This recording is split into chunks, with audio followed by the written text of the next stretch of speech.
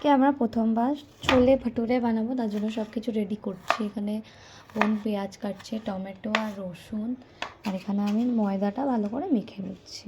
এখানে আমরা ছোলের জন্য মশলাটা কষিয়ে নিচ্ছি ভালো করে, আর ওইদিকে আমাদের ভাটুরের জন্য আমাদের পুরো ময়দাটা মাখিয়ে আমরা রেডি করে রেখে দিয়েছি। এবার আমরা গ্যাসে মশলাতে পনির দিয়ে দিয়েছি, আর ওইদিকে বোন ছোলা নিয়ে আসছে, ছোলাটাও দিয়ে দেবো।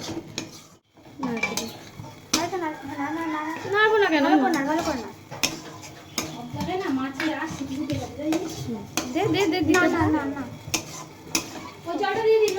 ম্যাশ করতে হবে, ওটা একটু ম্যাশ না করলে ভালো কালার ইয়ে আসবে না। অল্প চামচ দিতে হবে। দে দে, আবার ছাড়াচ্ছিস কেন? দে ওখান থেকে, জলটা পরে দেবো।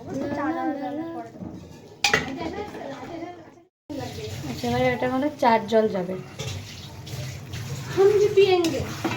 খা, ওটা দে, ওকে দে, ওটা ওকে দিয়ে দে, কাট খেয়ে নেবো আমরা।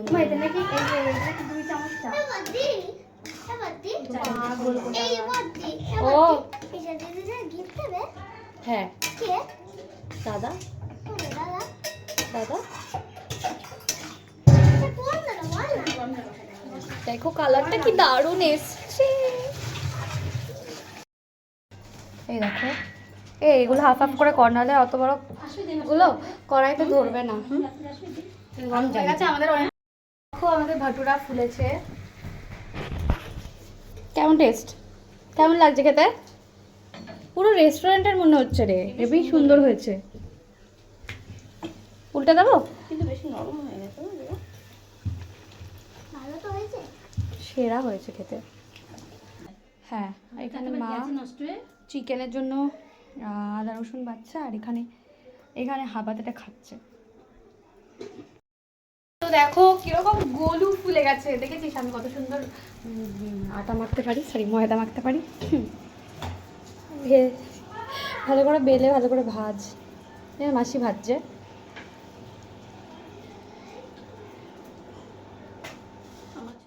দেখো আমাদের ছোলে আর ভাটুরে রেডি। দেখো পুরো গোল গোল ফুলেছে, পুরো ফুটবলের মতন। আর ছোলের কালারটা দেখো এত সুন্দর এসছে। আমার ক্যামেরাটা না অতটা ভালো না। দুটো আমাদের এখানে, দুটো। সামনে ক্যামেরা কর, সামনে ক্যামেরা কর, টান ধরছে।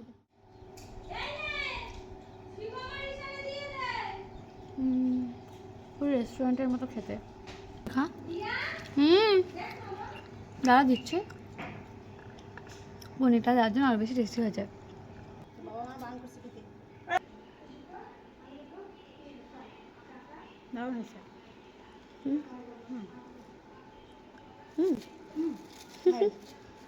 ঠিক আছে, ওষুধ খাই। আমার মা এত ওষুধ খায়। খাবার ঠিক না আমার বাবা। যাও যাও, খেতে হবে না, দেবো না। ঠিক আছে, এবার আমরা খেয়ে নিই, আমি ছবি আপলোড করব ফেসবুকে। এটা পুরো পারফেক্ট কালার দেখা যাবে তখন। কেমন হয়েছে? কেমন লাগছে টাকা? শুধু ভালো? দারুণ। শিবাম কেমন হয়েছে? অসাধারণ হয়েছে বাবা।